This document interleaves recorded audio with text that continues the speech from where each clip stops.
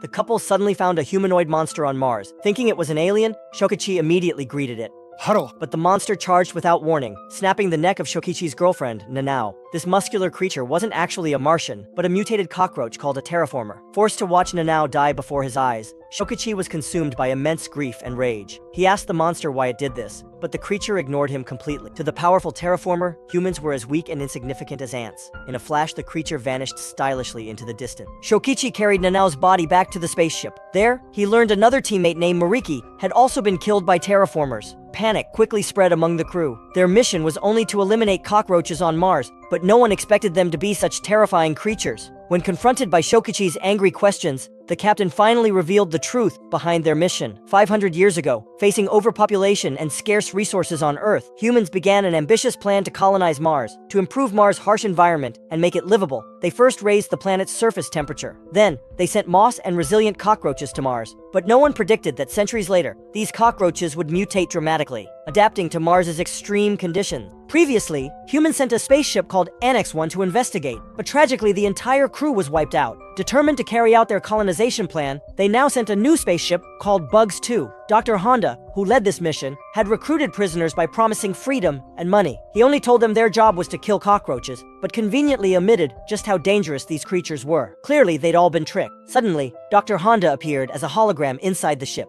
Angry, Shokichi punched through the projection, demanding to know why he had lied to everyone, but Dr. Honda told him to calm down. This time, they weren't unprepared. Before departing Earth, Dr. Honda had modified each crew member by implanting insect DNA into their bodies. By injecting themselves with a special activator, they could briefly gain superhuman powers, strong enough to battle the terraformers. After explaining, the captain uploaded each crew member's unique insect abilities into their brains, but he warned them to use their abilities sparingly. Overuse could be deadly. Right after he finished speaking, a terraformer suddenly appeared outside the ship. At that moment, a battle-hardened mercenary named God Lee stepped forward. He was ready to take on the creature himself. Seeing how calm and confident God Lee was, everyone thought he would win easily. He injected the activator into his body and transformed into a bombardier beetle. Even so, his combat strength was far beyond normal humans. Facing the powerful terraformer, he held his ground without flinching. God Lee could even shoot scorching flames from his hands. He planned to finish the fight with that move. He thought he could burn the terraformer to death, but to his surprise, it had no effect at all. After all, surviving for hundreds of years on Mars required a body far stronger than fire alone could defeat. Just as God Lee was about to attack again, the terraformer flashed forward and ended him in an instant. Everyone was stunned. And then, in the very next second, the terraformer appeared on the ship. It began slamming its head against the glass repeatedly, trying to break into the cabin. Vice Captain Zhang tried to calm everyone down, saying the reinforced glass on Bugs 2 was unbreakable. But before she could even finish his sentence, the terraformer smashed through the window and killed 2 crew members instantly. Seeing this, the captain injected the activator into his body. He transformed into a bullet ant. As expected, the bullet ant form was fierce. His punches were like bullets, and in just one strike, he took down the terraformer. But before they could celebrate, the ship's radar scanned more terraformers rapidly approaching. With that many enemies, they knew they didn't stand a chance. So the captain gave the order to abort the mission and return to Earth. But at that moment, the ship's launch system suddenly failed. Their only option now was to head to the nearby Annex 1 ship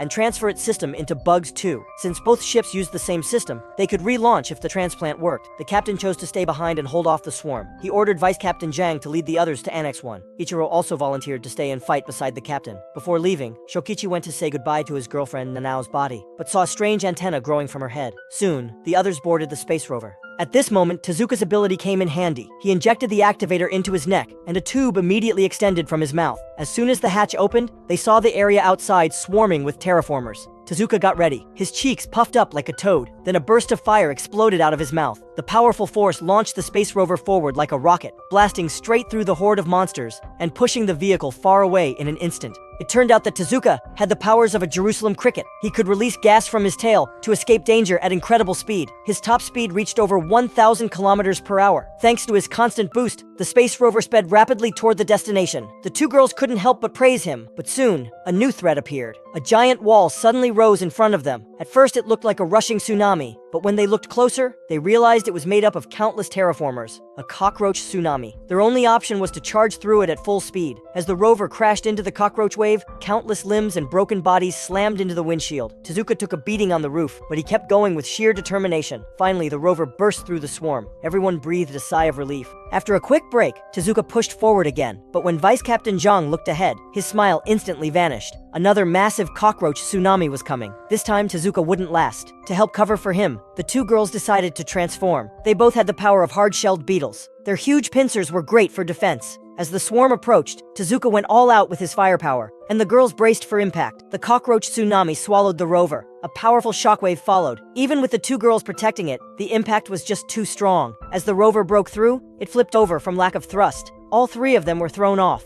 The people inside were knocked unconscious by the force. Luckily, before the terraformers reached them, the rover switched to autopilot and carried the unconscious crew away from danger. But the three who were left behind were in serious trouble. The ground was crawling with terraformers, closing in fast. Exhausted from the last battle, the three were now like lambs waiting for slaughter. The two girls were the first to fall. Using his last bit of strength, Tezuka stood up again, but he couldn't escape his fate. He was killed too. Meanwhile, back at the Bugs 2 spaceship, the captain and Ichiro were locked in a desperate fight. They lured most of the terraformers inside the ship. Then, the captain ordered Ichiro to seal the ship's shield. They released all the oxygen from the ship, hoping to kill the terraformers in a final self-sacrificial assault. As the oxygen dropped lower and lower, the terraformers started collapsing one by one. Their combat ability was greatly reduced. The captain could now finish them off with a single punch. But after killing them all, both the captain and Ichiro passed out from lack of oxygen. Meanwhile, the space rover safely reached its destination. The unconscious crew began to wake up, but when they tried to start the Annex 1 ship, they found that its system was also malfunctioning. Suddenly, gunshots rang out outside.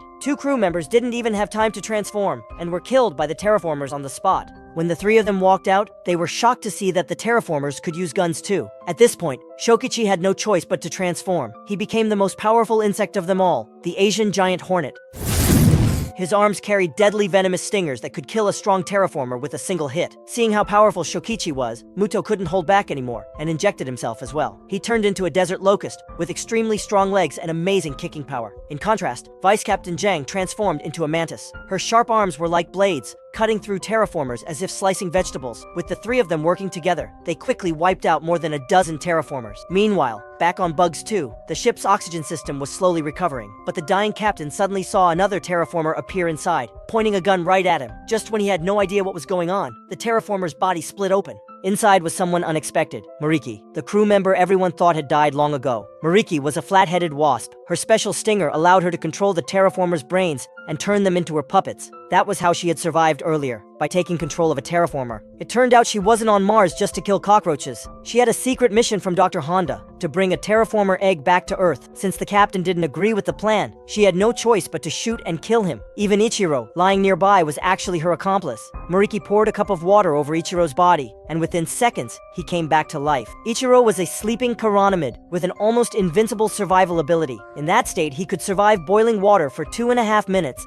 temperatures below -200 degrees, or even a vacuum, and all it took was a cup of water to fully revive him. The ship's launch system hadn't really malfunctioned either. It was Ichiro who had sabotaged it. Their mission was simple: bring the terraformer egg back to Earth. Now that Mariki had placed the egg on the ship, they just needed to restart the launch and return home. Meanwhile, Shokichi and his team were on their way back to Bugs 2 when they heard the roar of the ship's engines. Suddenly, a drone flew in front of them, controlled by none other than Dr. Honda. He had been secretly watching them the whole time. Now that his plan was almost complete, Dr. Honda revealed the entire truth. Although the Annex 1 mission ended in total failure, the escape pod had returned to Earth, and it brought back the head of a terraformer. Using that head, they developed a formula that combined insect DNA with human DNA. But the tech wasn't mature yet, so they launched the Bugs 2 mission, not to kill cockroaches, but to test the crew's battle data and smuggle a terraformer egg back to Earth. Only the egg could push their research further and help them create perfect insect-human hybrids, a super army as powerful as nuclear weapons. After hearing all this, Shokichi wanted nothing more than to return to Earth and kill Dr. Honda, but with no transport left, they couldn't make it back before the ship took off. Back on the ship, Mariki and Ichiro were preparing for launch when they noticed strange movement inside the egg. To their shock, 2 baby terraformers had already hatched. Twins. The newborns burst out of the egg in a bizarre pose. Mariki was surprised, but not panicked. She believed her power could control them. As the twin terraformers stood up, she flashed forward and stabbed each of them in the brain with her venom. She thought everything was under her control,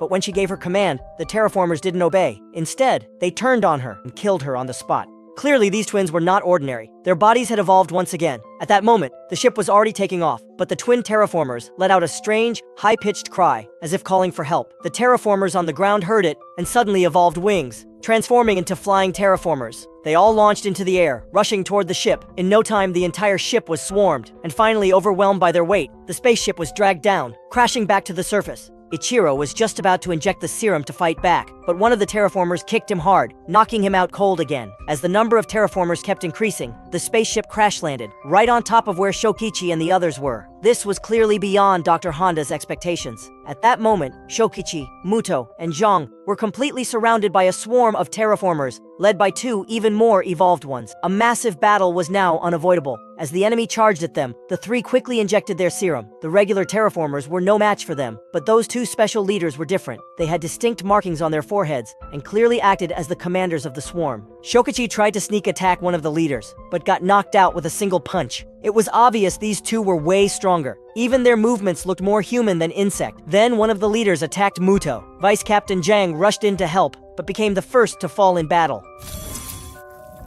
Zhang's death triggered Muto's rage. Without caring about the danger, he injected himself with another dose. His appearance changed, and his power increased drastically. He crushed several terraformers with ease, but that still wasn't enough for him. With the third injection, Muto suddenly grew wings. The terraformers also began flapping their wings, flying up to challenge him. A fierce aerial battle broke out in the sky. Muto grabbed a terraformer, spun like a deadly tornado, and won the air fight in a flash. But the serum's side effects soon kicked in. His body began reacting badly. A giant hammer terraformer struck him midair and sent him flying. Refusing to give up, Muto ignored Shokichi's warnings and injected himself a fourth time, then a fifth.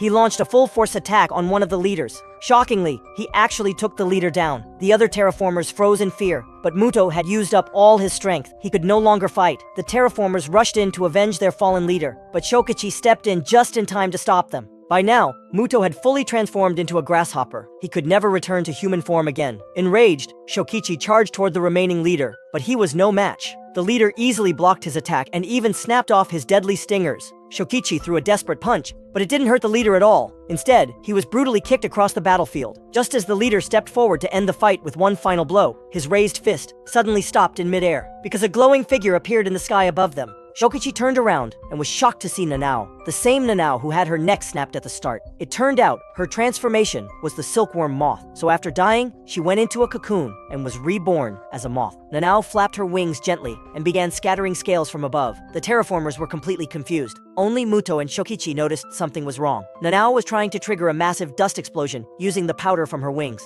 In other words, she was planning to self-destruct. When Shokichi realized this, he refused to accept it. He still wanted to return to Earth with her. His deep love for Nanao made him evolve, and he suddenly grew wings. He flew toward her without hesitation. But just before he could reach her, a terraformer picked up a weapon from the ground and pulled the trigger at the two of them in the sky. A massive explosion followed. All the surrounding terraformers were killed instantly. As the firestorm closed in on Shokichi, Muto used his last bit of strength to pull him out and save his life. Shokichi could only watch helplessly as Nanao was swallowed by the flames. After the huge explosion, both Shokichi and Muto fell from the sky. When Shokichi woke up, he had returned to his human form, but Muto had overdosed on the serum and soon died from the side effects. Unexpectedly, the leader and a few terraformers were still alive. However, the leader was at his limit too. Without transforming, Shokichi landed a solid punch and knocked the leader down. As the leader lay weakly on the ground, Shokichi didn't finish him off. He chose to spare him instead. Back at the ship, Shokichi found that Ichiro was also alive. It turned out some spilled water had accidentally saved him. At this point, Ichiro no longer wanted to fight for Dr. Honda. He also chose to let Shokichi go. After all, Dr. Honda was the real villain.